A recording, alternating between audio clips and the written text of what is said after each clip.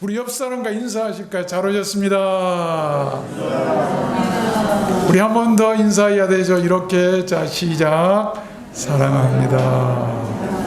감사합니다. 오늘 또 휴가철인데들 이렇게 많이들 나와주셔서 대단히 고맙습니다. 우리 한번 따라서 해볼까요? 성경의 기적들. 이런 제 말씀을 증가하려고 합니다. 성경에는 여러 가지 기적들이 기록되어져 나옵니다. 창조의 기적이라든지 노아 홍수의 기적이라든지 홍해의 기적 또는 광야의 기적, 요단강의 기적, 요나의 기적, 오병이의 기적, 병자들을 치유하고 소경이 눈을 뜨고 죽었던 자들이 다시 살아나는 그런 수많은 이 기적들이 이렇게 등장합니다. 왜 성경은 한두 개도 아니고 헤아릴 수 없는 그런 많은 기적들의 기록들을 자세히 하고 있는가? 그 이유가 뭐겠어요? 왜 기록들을 이렇게 많이 기록하고 있겠는가? 그것은 우리들 인간에게 그 기적이 필요하기 때문이라고 하는 것이죠. 그래서 예수님 당시에도 기적이 필요했기 때문에 주님은 기적을 많이 베푸셨어요. 미러클, 기적이라고 하는 이 말은 일반적이거나 통상적이지 않는 놀랍고 경이로운 아주 특별한 사건이나 이적들을 우리가 기적이라고 하죠. 그래서 기적은 불가능한 것을 가능케 하고 어떤 불행이나 안 될 일도 되게 하는 것이 기적이에요. 그래서 신학에서는 그 기적을 하나님의 비상섭리라고 하는 용어로 이렇게 말을 하죠. 하나님의 아주 특별한 조치를 우리는 비상섭리 또는 기적이라고 이렇게 얘기를 합니다. 모든 사건이나 일에는 그 이유나 목적이 있죠. 기적도 마찬가지예요. 주님께서 수없이 일으키신 그 기적도 그 이유와 목적이 분명하게 있다는 것입니다.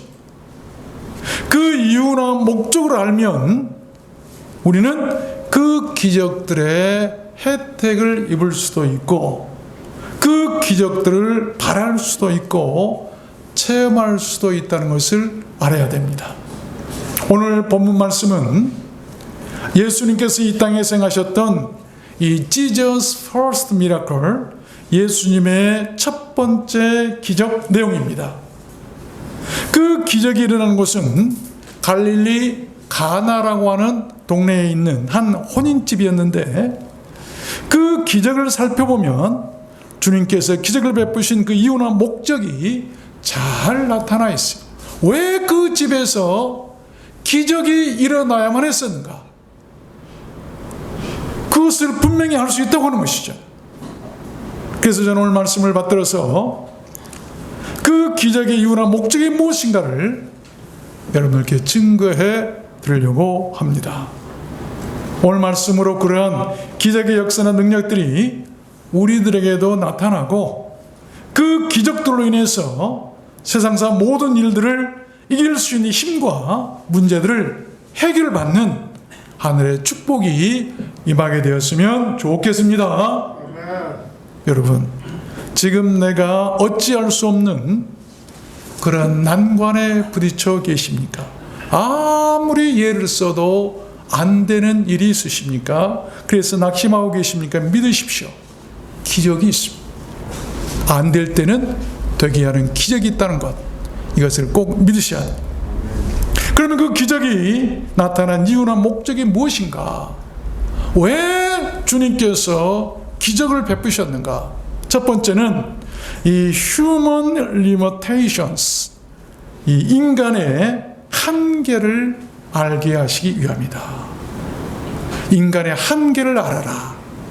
기적이 아니면 안 될 일이 인간에게 있다고 하는 것을 분명히 인간으로서 인지하고 나아가라라고 한 말씀인데, 오늘 3절 말씀에 보면 포도주가 모자란다.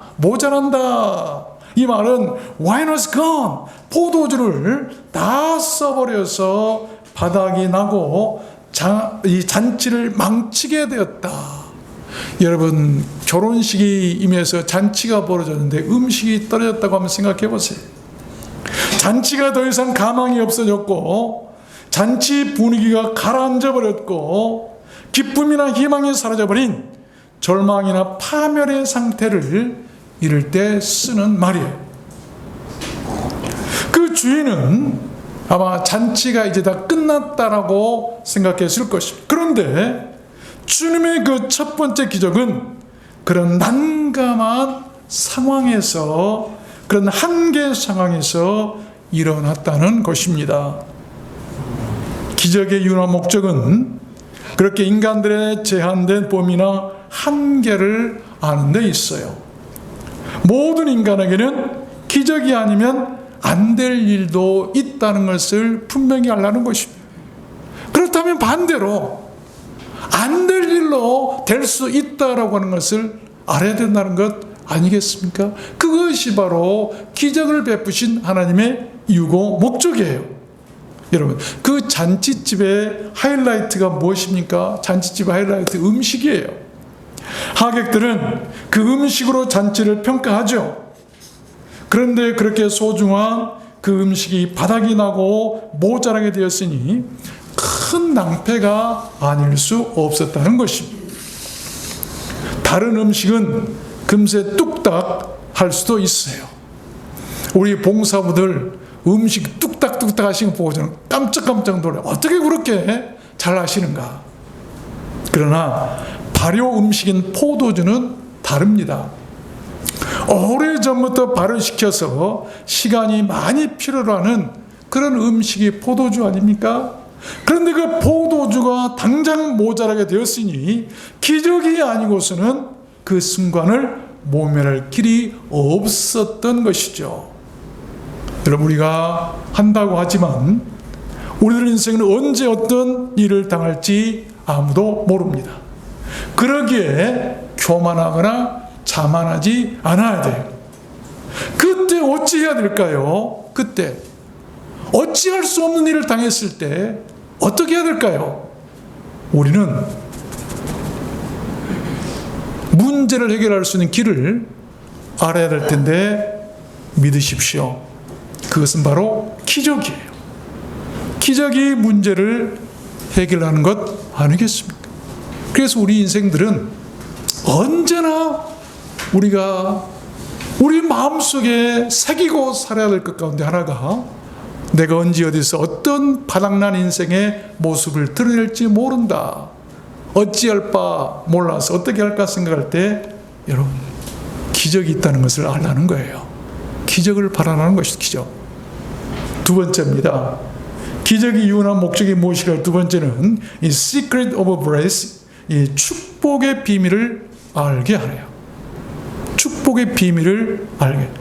5절 말씀에 보니까 그 어머니가 하인들에게 이르되 너에게 무슨 말씀을 하시든지 그대로 하라 하니라.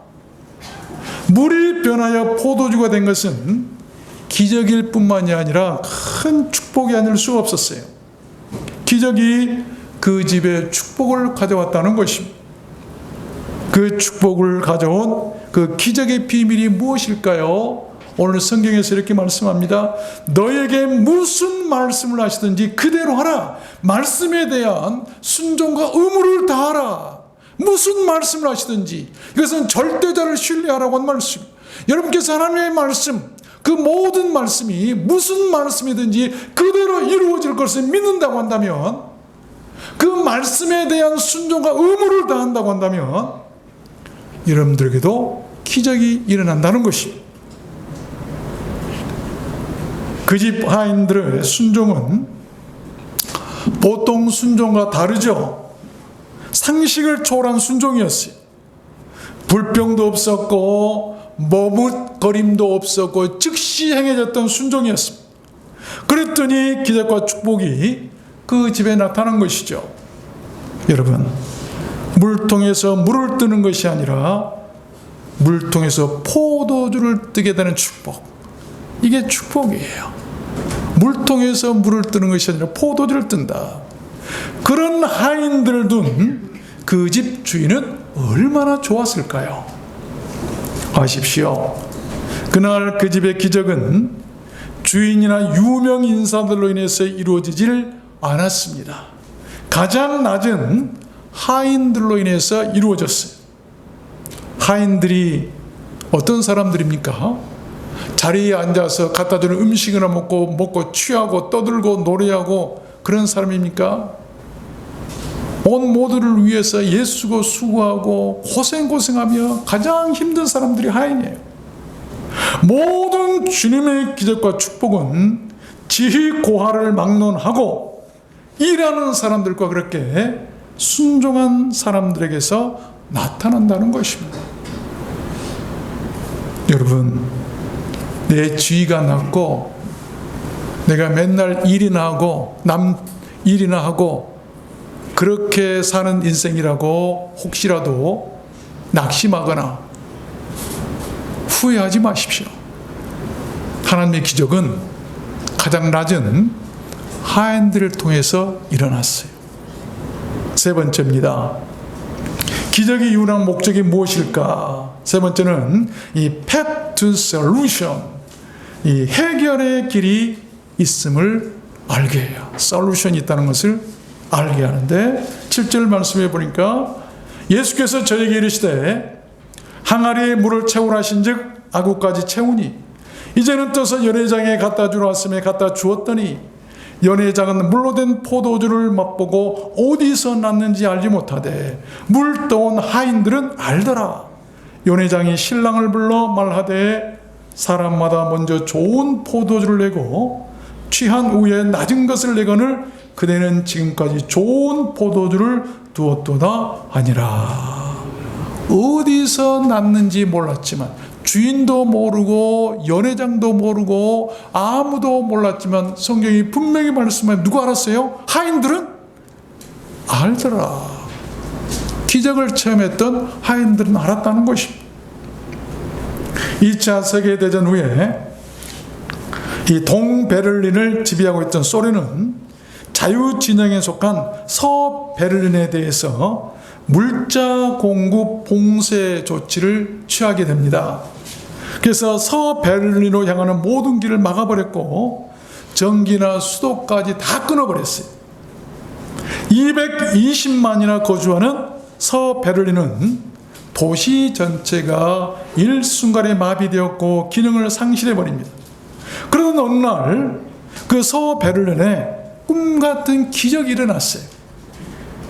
하늘이 열리더니 식량이나 물자들이 막 쏟아져 내려오는 것이죠. 마치 광야에서 만나가 내리듯이 그들에게 내리기 시작했어요. 무슨 일인가 했더니 서베를린으로 향하는 그 사방의 길이 막혔음을 알고 미국이 대규모 항공수송 작전을 감행해서 공중에서 비행기로 물건들을 투하했다는 것입니다. 사방의 길이 막혀도 기적이 일어났어요. 어디는 열려있죠? 하늘은 열려있는 거예요. 사람들이 아무리 길을 막아서 통행을 금지시켜도 하늘은 막을 수가 없어요. 고대로부터 인간은 해결할 수 없는 일을 닥치면 하늘을 쳐다보았다. 비가 안 오면 기우제를 지낼 수 있는 사람들도 모두 다 하늘을 바라보았어요. 하늘의 처분을 기다린다는 것입니다. 난감한 일을 당했던 그 원인집은 기적을 통해서 문제를 해결받았는데 그렇게 기적의 이유나 목적은 문제 해결의 길이 반드시 있다는 것을 알리는 데 있다는 것입니다. 아무리 안 되어도 인간이 할 수 없는 한계에 부딪혔단다 할지라도 문제 해결의 길이 반드시 있어요. 우리가 신앙생활을 하거나 또한 사회생활을 할 때 힘들고 어려울 때 여러분 믿어야 할 것은 기적이 있다는 것을 믿어야 돼요. 그래야만이 우리가 해결할 수 있고 돌파구를 찾을 수 있어요. 낙심하지 않는 것이죠. 그래서 성경은 인간들이나 그의 백성들, 하나님의 자녀들이 어려움 당하고 곤란한 일을 당했을 때마다 하나님께서 기적을 통해서 그들에게 보여주시고 후손들에게 이것을 전하라고 말씀하셨고 끊임없는 기적을 베푸셨던 것을 우리는 알아야 되는 것이죠. 욥기서 5장 말씀해 보면 하나님은 크고 측량할 수 없는 일을 행하시며 기이한 일을 셀 수 없이 행하시나니, 기이한 일이 기적 아닙니까? 욥이 생각하기를 자기가 곤란한 일을 당했고 힘든 일을 당했을 때 하나님께서 기적을 베푸셨는데 셀 수 없이 행하시더라. 모든 것이 기적이더라. 시편 107편에 보면 이런 말씀이 있어요. 여호와의 인자하심과 인생에 행하신 기이한 일을 통하여 그를 찬송할지로다. 기적을 통하여 그를 찬송해라. 기적을 우리에게 주신 이유가 바로 문제 해결을 받고 기쁘고 감사해서 기적을 베푸신 하나님께 찬송하라 라고 하는 말씀이에요. 어떤 문제나 힘든 일이 있어도 결코 좌절하거나 낙심하지 않도록 그 해결의 길이 있음을 우리에게 알려주시는 것이 우리 하나님의 기적이에요. 기적. 네 번째입니다. 기적의 이유나 그 목적이 또한 무엇일까요? Make believe, 믿게 만든다. 기적을 통해서 하나님을 믿게 만드는 거예요. 오늘 11절 말씀해 보니까 예수께서 이 처음 표적을 갈릴리 가나에서 행하여 그 영광을 나타내시며 제자들이 그를 믿으니라. 믿었다. 기적을 통해서 믿더라. 그렇습니다. 기적의 이유나 목적은 그렇게 하나님의 영광을 나타내고 하나님을 믿게 하는 데 있다는 것입니다. 그러니 하나님께서 얼마나 많은 기적을 우리에게 주시길 원하실까요? 많은 사람이 기적을 바라는 것은 자신의 유익을 바라고서입니다. 물론 그럴 수 있어요. 그래야 되죠. 그러나 궁극적으로 하나님의 초월적인 기적이 나타나는 것은 무엇보다도 하나님이 누구신 줄 알고 그의 영광을 나타내기 위함인 것을 우리는 분명히 알아야 돼요. 그래서 영어 성경에서는 그들은 그를 믿더라 그렇게 나와 있어요. 그들은 이게 무슨 말씀입니까? 기적을 본 사람들은 믿더라라고 하는 말씀이에요. 기적을 본 사람들은 믿는 거예요. 기적을 믿는 사람들은 그를 믿는 거예요. 여러분, 기적이 있다는 걸 꼭 믿으세요. 지금까지 여러분께 나타난 가장 큰 기적은 무엇이었습니까? 나에게는 기적이 한 번도 없었다고 말씀하시겠습니까? 있습니다. 우리 믿는 자들에게는 모두 다 기적이 이미 있었습니다. 여러분, 내가 예수를 믿고 하나님을 아버지라고 부르고 천국 백성이 됐다는 것은 그 어떤 기적들과도 비교할 수 없는 가장 큰 기적 중에 기적이에요. 여러분, 보지 않는 예수를 믿는다는 것, 이게 기적이에요. 보지 않고 어떻게 믿을 수 있겠어요? 보이지 않는 하나님을 아버지라고 부를 수 있는 것, 이거 기적이에요. 기적이 아니하고는 있을 수 없어요. 여러분들이 주님을 영접한다는 것, 이건 기적이 아니고는 있을 수 없는 일이라고 하는 것이죠. 우리가 예수를 믿고 하나님을 예배하고 그의 영광을 나타낸다면 그보다 더 큰 기적이 있을까요? 우리는 늘 지금도 주님의 기적 속에서 살아가고 있으면서도 기적이 무엇인가를 모르기 때문에 우리는 기적을 오히려 모르고 있는 거예요. 그렇지 않겠어요? 여러분, 기적 중에 기적, 오늘 아침에도 여러분 체험하셨을 거예요. 여러분 오늘 아침에 모두에게 하나님의 기적이 일어났었습니다. 그 기적이 뭘까요? 잠을 자고 그대로 눈 못 뜨고, 여러분 눈 뜬다는 것이 기적이에요. 그리고 여러분 숨을 쉰다는 게 기적이고, 저는 기적 중에 기적을 여러분 한번 생각해 보세요. 여러분 심장을 한번 생각해 보세요. 단 몇 초만 멎어도 죽습니다. 그런데 평생 지금까지 밤이나 낮이나 누가 이것을 뛰게 할까요? 누가 이것을 뛰게 할까요? 지 마음대로 뛸 거 아니에요. 만든 자가 있어요. 그렇게 뛰게 만든 자가 계신다고 하는 것이죠. 심장이 뛰는 것도 기적이고 숨을 쉬는 것도 기적이고 모든 게 우리는 기적 속에 살아가고 있는 거예요. 기적을 바라시길 바랍니다. 안 될 때는 기적. 마지막 5번째입니다. 기적의 이유는 그 목적이 또한 무엇일까요? Jesus must be there. 예수님이 계셔야 됨을 알게 한다.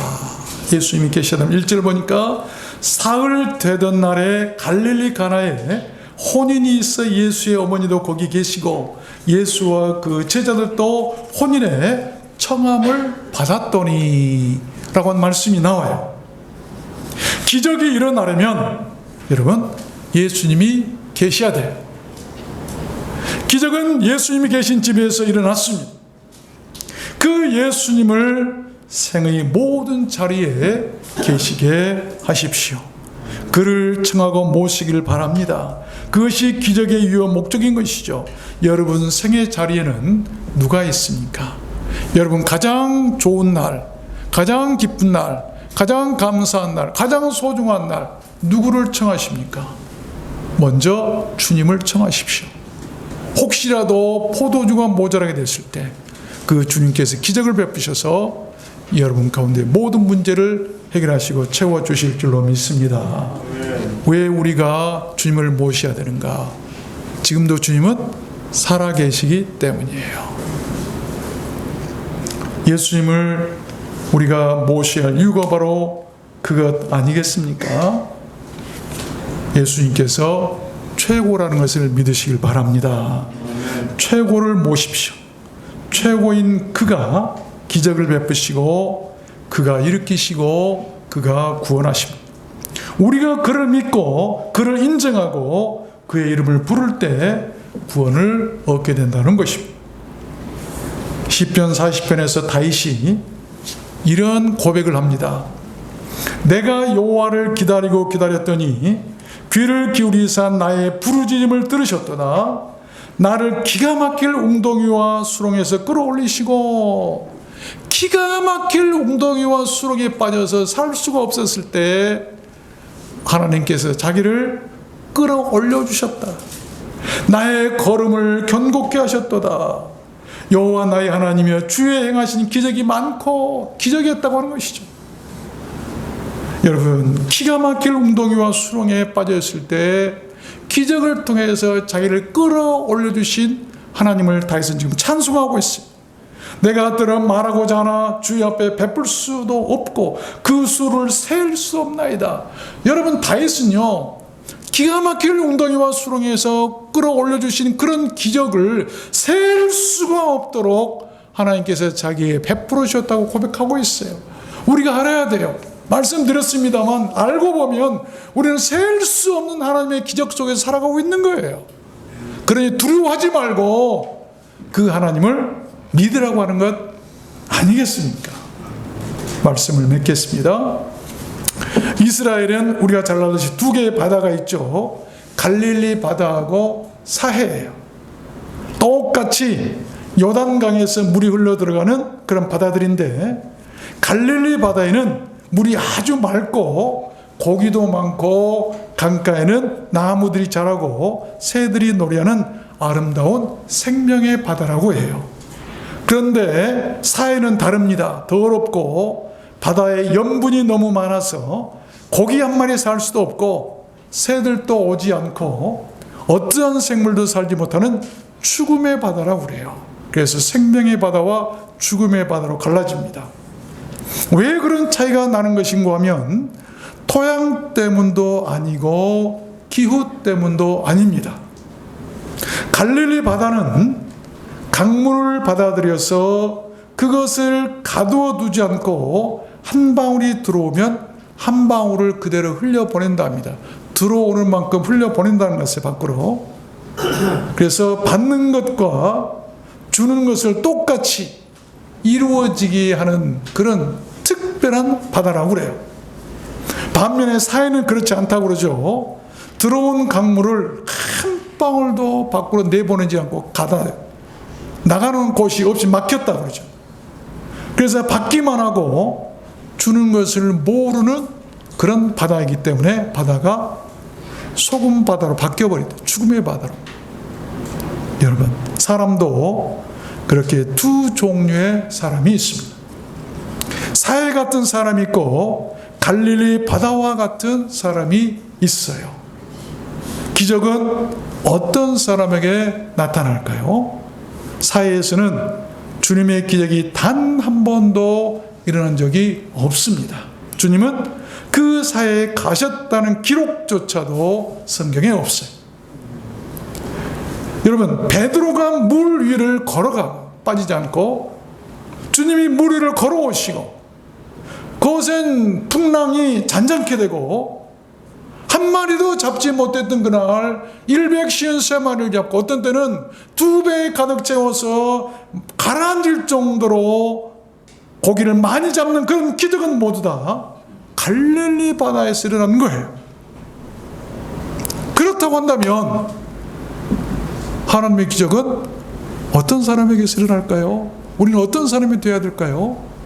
갈릴리 바다와 같은 사람이 되어야 된다. 주님의 그 첫 번째 기적의 목적은 이렇게 바뀌고 변화하는 데 있습니다. 그 혼인집에 필요했던 것은 물이 아니라 포도주였어요. 우리들 모두도 주님의 교회나 잔치집에서 그렇게 필요한 포도주와 같은 사람이 되자는 것입니다. 포도주와 같은 사람이 되자는 거예요. 남을 기쁘게 하는 사람입니다. 그러기 위해서는 반드시 체인지, 변화가 일어나야 돼요. 우리들 몸도 마음도 생각도 믿음도 기적이 일어나서 이제는 좀 변화되고 바뀌었으면 좋겠습니다. 치질이도 안 믿는 자들이 이제는 좀 믿게 되고, 아멘을 안 하시네요. 아멘. 억지로 하는 자들이 이제는 좀 즐겁게 앞장서는 기적이 일어났으면 좋겠습니다. 물이 포도주로 변했을 때 그 집에 있던 모든 사람을 기쁘게 할 수 있었던 것을 다시 한번 우리 기억합시다. 나는 어떤 사람입니까? 사람을 기쁘게 합니까? 아니면 한숨만 푹푹 나오게 하는 그런 사람입니까? 우리 모두 변했으면 좋겠습니다. 하나님의 영광을 드러내고 사람을 기쁘게 하는 포도주 같은 사람들로 변화되는 그런 기적이 일어났으면 좋겠습니다. 아멘 합시다. 아멘 해야 돼요. 저는 오늘 여러분을 모두를 축복하고 싶습니다. 예수님의 첫 번째 기적이 일어났던 가나 혼인잔치집처럼 기적이 일어나서 문제들을 해결받게 되시고 물을 뜨는 항아리에서 포도주를 뜨게 되는, 여러분, 기가 막힌 그런 축복의 역사가, 그런 기적이 여러분 가운데도 함께 하시기를 주님의 이름으로 축원합니다. 우리 찬양하도록 하겠습니다. 할 수 있다 하신 이는 나의 능력 주 하나님, 우리 모두 할 수 있어요. 변화할 수 있어요. 물이 변하여 포도주가 되는 것처럼.